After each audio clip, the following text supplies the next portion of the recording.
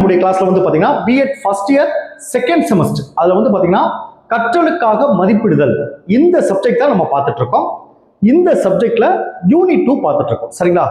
அந்த unit 2ல last கிளாஸ்ல தொடர் மற்றும் அகல் விரிவான மதிப்பீடு அப்படின்னா என்னன்னு சொல்லி உங்களுக்கு டீட்டெயிலா சொல்லியிருந்தேன். அந்த கிளாஸை நீங்க கவனிச்சுட்டா இந்த தொடர் மற்றும் அகல் விரிவான மதிப்பீட்டின் இயல்புகளை நீங்க எழுதிடலாம், அதோடைய பண்புகளை எழுதிடலாம், அதோடைய நன்மை குறைபாடுகள்லாம் நீங்க எழுதிடலாம். அந்த கான்செப்டை புரிஞ்சுக்கிட்டான். சரிங்களா? இன்னைக்கு அந்த தொடர் மற்றும் அகல் விரிவான மதிப்பீட்டுல ஆசிரியருடைய பங்குப்படிகள் என்ன இருக்கு, இத ஆசிரியர் எப்படி செயல்படணும் அப்படின்றத இன்னைக்கு நம்ம பார்க்க போறோம். சரிங்களா? அதை நம்ம பார்க்கறதுக்கு முன்னாடி நம்மளுடைய இந்த BEd first year second semester கிளாஸ்ல புதுசா ஜாயின் பண்றதுக்கு நிறைய பேர் கால் பண்றீங்க. நீங்க எப்படி ஜாயின் பண்ணணும்னா என்னுடைய மொபைல் நம்பர் 9159084262 இந்த நம்பருக்கு நீங்க கால் பண்ணுங்க. நம்முடைய கிளாஸ்ல நீங்க எப்படி ஜாயின் பண்ணலாம் சொல்லி நான் உங்களுக்கு டீட்டெயிலா சொல்லிடுவேன்.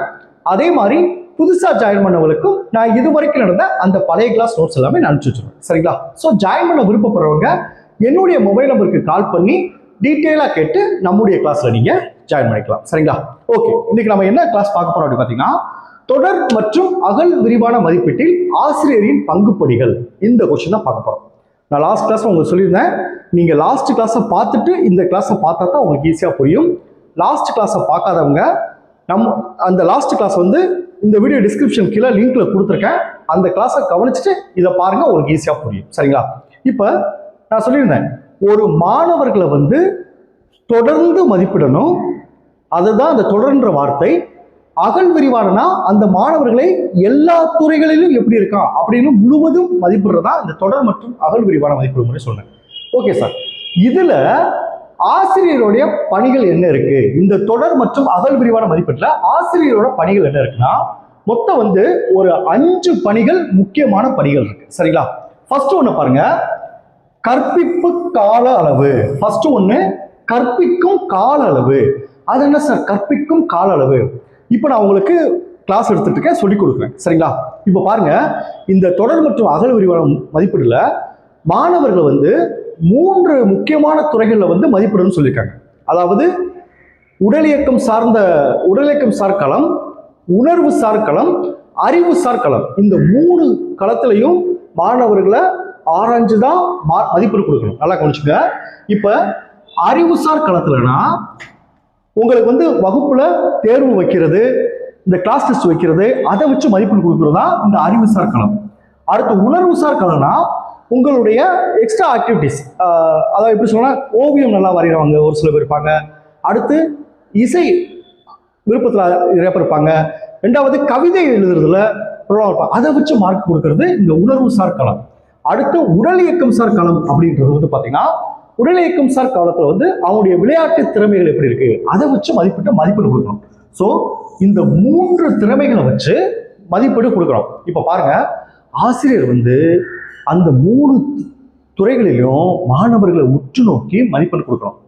ஆசிரியர் அந்த உற்று நோக்கிறதுக்கு அதிகப்படியான டைம் எடுத்துக்கிட்டா அந்த சொல்லி கொடுக்குற டைம் வந்து குறைஞ்சிடக்கூடாது. நல்லா குறைஞ்சிட்டேன், உங்களுக்கு புரியுதா? இப்போ நான் உங்களுக்கு கிளாஸ் எடுக்கிறேன், இந்த கிளாஸ் எடுக்கிறதுக்கும் நான் உங்களை மற்றதெல்லாம் மதிப்பிடணும் அப்படின்னு இருக்கா, இந்த கிளாஸ் எடுக்கிறத குறைச்சிடக்கூடாது. சரிங்களா? அதுதான் கற்பிக்கும் கால அளவை எக்காரணம் கொண்டும் ஒரு ஆசிரியர் குறைச்சிடக்கூடாது. ஏன்னா 3 துறைகளை மதிப்பிடுறோம். இப்போ டெஸ்ட் வச்சு பேப்பர் வாங்க மதிப்பீடு கொடுக்குறோம், ஒரே மதிப்பீட்டில் முடிஞ்சிருது. இதுல வந்து பாத்தீங்கன்னா உணர்வு சார் களம், அறிவு சார் களம், உடல் இயக்கம் சார் களம், 3 களத்தையும் மாணவர்கள் வந்து என்ன செய்யணும், உற்று நோக்கி மதிப்பீடு கொடுக்கணும். ஸோ ஆசிரியர் வந்து அதுக்கு அதிக டைம் எடுத்துக்க கூடாது. அதுக்கு அதிக டைம் எடுத்துக்கிட்டு சொல்லி கொடுக்கறத டயத்தை குறைச்சக்கூடாது. இதுதான் முக்கியமான விஷயம். அதுதான் என்ன பார்த்தீங்கன்னா இந்த கற்பிக்கும் கால அளவு. கற்பிக்கும் கால அளவை வந்து எக்காரணத்தை கொண்டும் ஒரு ஆசிரியர் குறைத்துக் கொள்ளக்கூடாது. இது முதல் பாயிண்ட். அடுத்து பாருங்க, பதிவேடுகளில் பதிவு செய்தல் முக்கியமான ஒரு விஷயம். சரிங்களா? ஏன்னா இப்போ ஃபர்ஸ்ட் கிளாஸ்ல ஒரு டெஸ்ட் வைக்கிறோம்.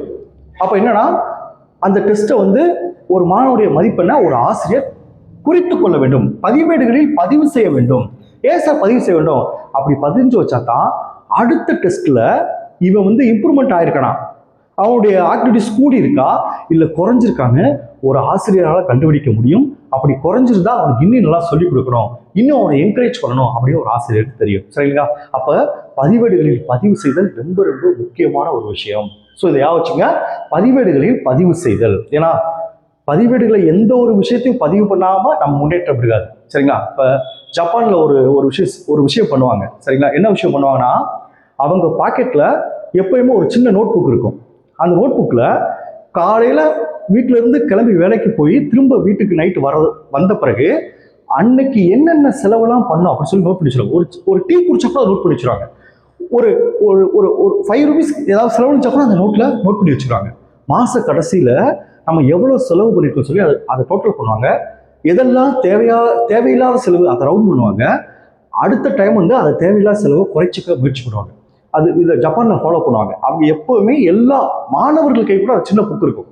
அவங்க அன்றாட செலவுகளை கம்பல்சரி நோட் பண்ணிடுவாங்க. அப்படி நோட் பண்ணும்போது தான் நமக்கே தெரியும் எதெல்லாம் தேவையில்லாத செலவு செஞ்சுருக்கோம், எதுக்கெல்லாம் தேவை இருக்க செலவு. அதே மாதிரி ஒரு மாதத்துக்கு கரெக்டாக நமக்கு எவ்வளோ செலவாகுது, அப்புறம் எவ்வளோ சம்பாரிச்சா இந்த செலவை நம்மளால கொண்டு வர முடியும் அப்படின்றதுலாம் எல்லா விஷயம் தெரிஞ்சுக்கணும். அதே மாதிரி தான் மாணவர்கள் வந்து ஒவ்வொரு டெஸ்ட்டையும் விளையாட்டில் எப்படி இருக்கான், ஒரு விளையாட்டு போட்டி வைக்கிறோம், அது மாணவர்களை வந்து நோட் பண்ணி அதை மதிப்பெண் கொடுக்குறோம்.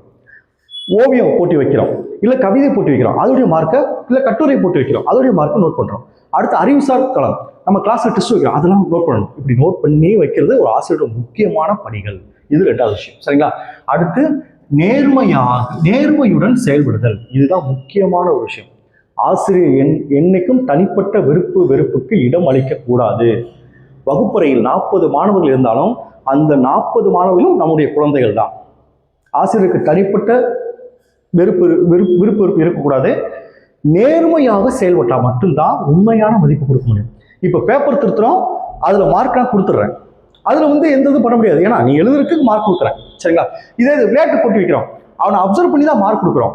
கட்டுரை போட்டி வைக்கிறோம், அவனை அப்சர்வ் பண்ணி தான் மார்க் கொடுக்குறோம். ஓவிய போட்டி வைக்கிறோம், அவனை உற்று நோக்கி தான் மார்க் கொடுக்குறோம். சரிங்களா? இதுல வந்து ஆசிரியர் மிகவும் என்ன செய்யணும், நேர்மையுடன் செயல்பட வேண்டும். ரொம்ப ரொம்ப முக்கியமானது. சரிங்களா? அடுத்து பாருங்க, ஒழுங்குற நடந்து கொள்ள செய்யும் கருவி. அதுல சார் 4 பாயிண்ட் பாருங்க, ஒழுங்குற நடந்து செய்யக்கொள்ளும் கருவி. இப்ப பிராக்டிக்கல் வச்சுக்கோங்க, ஆசிரியர் சொல்லுமா, நீ சேட்டை பண்ணேன்னா பிராக்டிக்கல் மார்க்கை குறைச்சிருவேன் அப்படி சொல்லுவாங்க. அப்படி சொல்லவே கூடாது. சரிங்களா? அந்த ஒழுங்கு நடவடிக்கைக்காக மார்க் அடிப்படையை வச்சுக்கூடாது. அதை சொல்ல பாருங்க, ஒழுங்குற நடந்து கொள்ள செய்யும் கருவியாக இந்த மதிப்பீடை பயன்படுத்தக்கூடாது. நீ சேட்டை பண்ணினா உனக்கு பிராக்டிக்கல் மார்க் குறைச்சிருவேன், நீ அதை பண்ணினா உனக்கு இந்த மார்க் குறைச்சிருவேன் அப்படின்னு ஆசிரியர் அதை சொல்லவே கூடாது. சரிங்களா? அவனை சரியில்லைன்னா அவனை திருத்துறது ஆசிரியர் வேலை தவிர இதை வச்சு அவனை மிரட்டுற ஆசிரியர் வேலை கிடையாது. அதான் சொல்றாங்க பார்த்தீங்கன்னா, ஒழுங்குற நடந்து கொள்ள செய்யும் கருவியாக இந்த மதிப்பீடுகளை பயன்படுத்தக்கூடாது. மதிப்பீடுகள் வேற, அவனை ஒழுங்கு நடவடிக்கைகள் வேற அப்படின்னு சொல்றாங்க. சரிங்களா? அடுத்து லாஸ்ட் பாயிண்ட் பாருங்க, பின்னூட்டம். இதுதான் முக்கியமானது. இந்த 1, 2, 3 இந்த 4 விஷயத்தையும் மாணவர்கள் வந்து எதெல்லாம் சரி பண்ணணும், எதெல்லாம் சரி பண்ணா நீ அடுத்த கட்டத்துக்கு போவ அப்படின்னு சொல்லி அவனுக்கு ஃபீட்பேக் கொடுத்துக்கிட்டே இருக்கணும் ஒரு ஆசிரியர். ஃபீட்பேக் போய் அதனால தான் நம்ம நோட்ல பதிவு பண்றோம். இங்க பாருங்க, நீங்க முதல் டெஸ்ட்ல இவ்வளவு மார்க் எடுத்திருக்க, செகண்ட் டெஸ்ட்ல மார்க் குறைஞ்சிருக்க, அப்போ நீ சரியில்லாம படிச்சிருக்க, அடுத்த தேர்வுல இந்த 2 முதல் டெஸ்ட் எடுத்த விட நீ அதிக மார்க் எடுக்கணும் அப்படின்னு அவனுக்கு ஃபீட்பேக் கொடுக்கணும். அந்த மாணவர்கள் நினைச்சு பார்ப்பான், ஆமா ஃபர்ஸ்ட் டெஸ்ட்ல நம்ம இவ்வளவு மார்க் எடுத்தோம், இப்போ தேர்ட் டெஸ்ட்ல வந்து மார்க் குறைஞ்சிருக்குமே, அப்ப நம்ம படிக்கணும் அப்படின்னு அந்த உத்வேகம் அவங்களுக்கு கிடைக்கும். அப்போ ஒரு ஆசிரியர் வந்து பின்னூட்டம் கொடுக்கிறதும் ஒரு ஆசிரியரோட முக்கியமான வேலை. இதுதான் இந்த 5 பணிகள். இந்த 5 பணிகள் நான் சென்டென்ஸா சொல்றேன் பாருங்க, உங்களுக்கு ஈஸியா புரியும். ஃபர்ஸ்ட் ஒன்று பாருங்க, மதிப்பீட்டு சோதனையை நடத்துவதற்கு அதிக நாட்களை ஒதுக்கி கற்பிக்கும் காலம் குறைவிடுவதை ஆசிரியர் ஒருபோதும் அதிமதிக்க ஆகாது. நான் சொன்ன பார்த்தீங்களா முதல் பாயிண்ட். 2வது பாயிண்ட் பாருங்க, மதிப்பீட்டு சோதனைகள் மூலம் கண்டறியப்பட்டவை தாமதமின்றி உடனுக்குடன் பதிவேடுகளில் பதிவு செய்யப்பட வேண்டும். இது 2வது விஷயம்.